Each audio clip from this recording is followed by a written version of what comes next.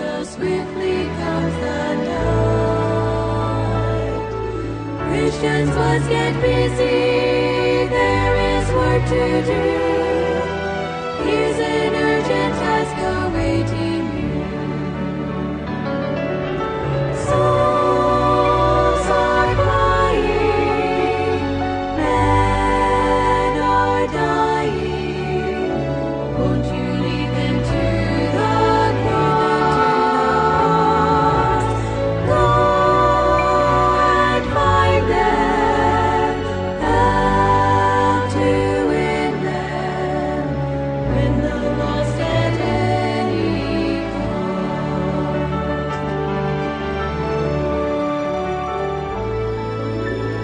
Christ, our loving shepherd, went out from the fold, seeking for the stray lamb that was lost in dark and cold. Tender hands of kindness raised him from the ground. Now the little lost one had been found, had been found. Check your fold, my Christian, are the children in? Are there some To strange? be given to you, especially for the fourth-year students, because this would serve as our last pabalon before you leave the campus. No? Para at least nanti sa mga college, mahambal man namon nga we have given you the right equipment, right character for you to become a good student in a college life. No, para hindi man ka maghambal na wala niyang tudlo sa amon. So I believe through this values formation seminar, you will realize many things that you could bring to yourself along your way as you continue your studies. And for those who might not continue anymore their studies, at least you will have that for your own personality. Ano gid ang taga St. Catherine? Dili naton karon mapakita kung ano ikaw kag kung ano ang tagsa-tagsa sa aton. Okay. Sa mga lalaki, kung magsinggit ako hiper, singgit ka mo huli ha. Ipakita ta kung sino na ang pamahaw kung lalaki. Okay, sa mga lalaki. Fields are wide, ripen unto harvest, and so swiftly comes the night. Christians must get busy, there is work to do. Here's an urgent task awaiting you. Souls are crying. Clear lang. 9 times 8, 9 times 7. Namiwas yan? Sa babae siguro. Pero wala laki, iwan ko. Go and find them, help to win them when the lost at any cost.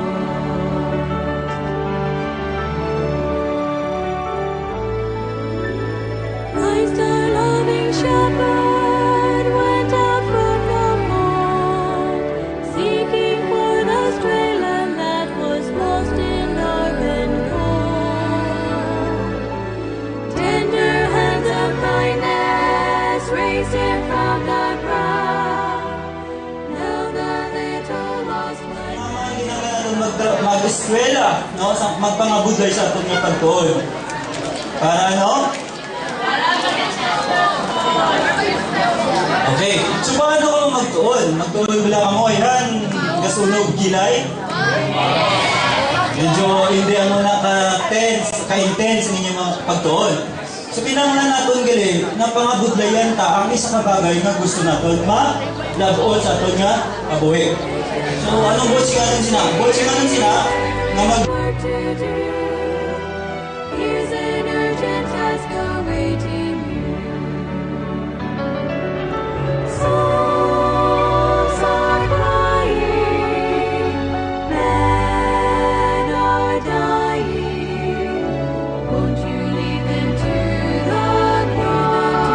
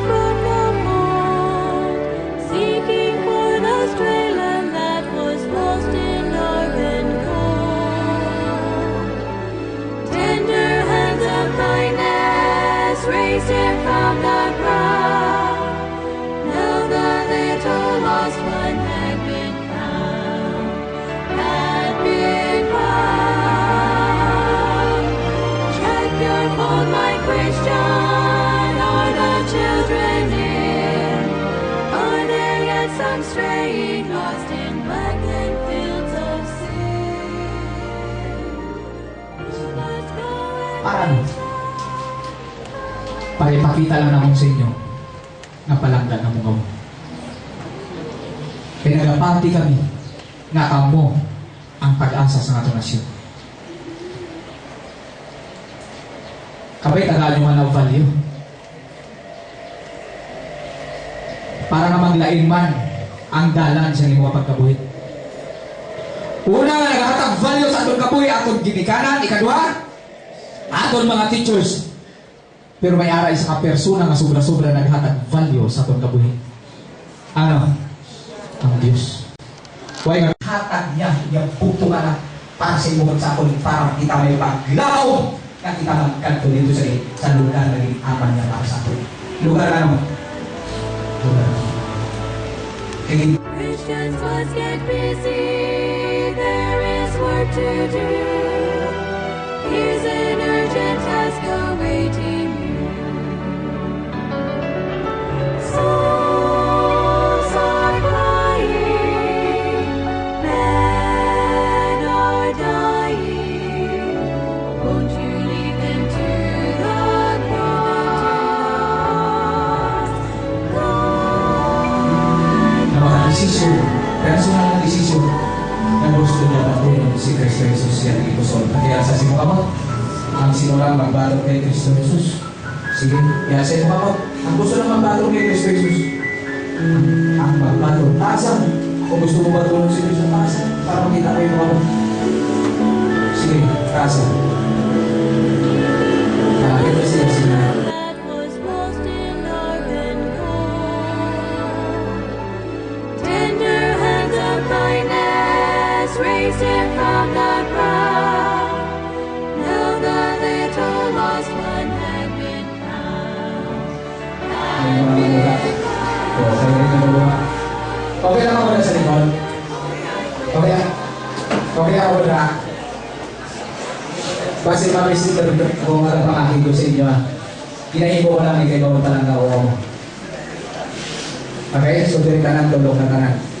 Dito ka ng tulog. Honest lang, honest. Dito sa tulog nga. Sino nila posisyon na nagbato kay Kristo? Kaya sa kamot? Sige. Kaya sa kamot. Tasakit. Tasakit, hindi ko makita. Tuloy na kamulang mo. Loving shepherd went out from the fold, seeking for the stray lamb that was lost in dark and cold. Tender hands of kindness raised him from the ground. Now the little lost one had been found. Had been found. Check your phone, my Christian. Are the children in? Are there yet some straying? Nakatilawan pa ang sigarilyo ka. Kung nakatilawan na sa sigarilyo, so sa tong inyo nakita sa buong mga kanjuhin, kabay na matatanan ninyong pagpaniguril. Pagkakataon na may bahagi ninyo ang tungkol sa values o pagpapakatao. Kung paano po maging isang mabuting tao. Maging, ano nga yung apat?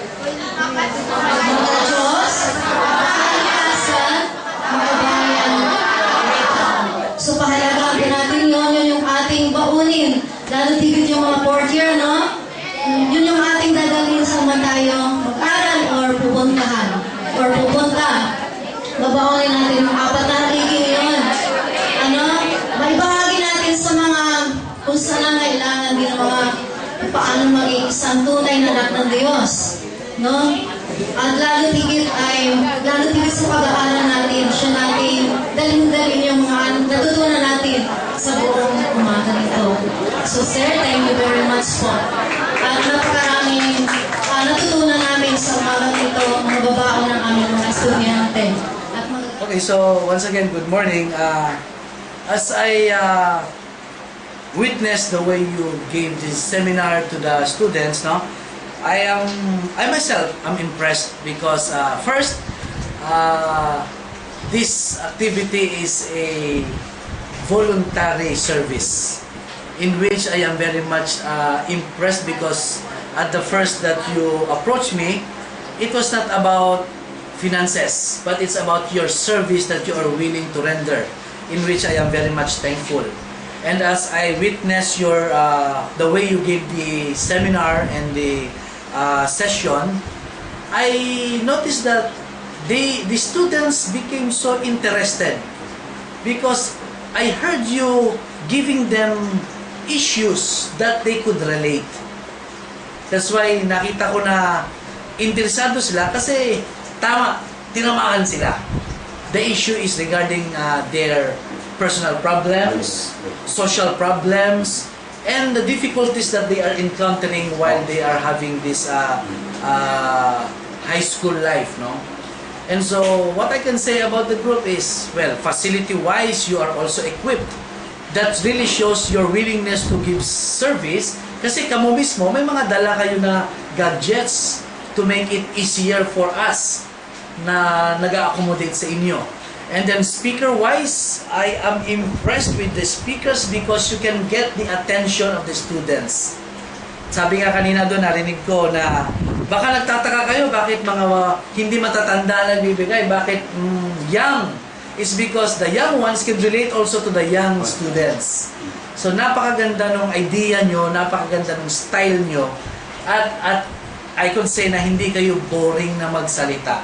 You get the attention of every student that I have, in which even my teachers would comment positively that they really like your seminar, the way you gave them this session, and asking if we could still again invite you in some other time.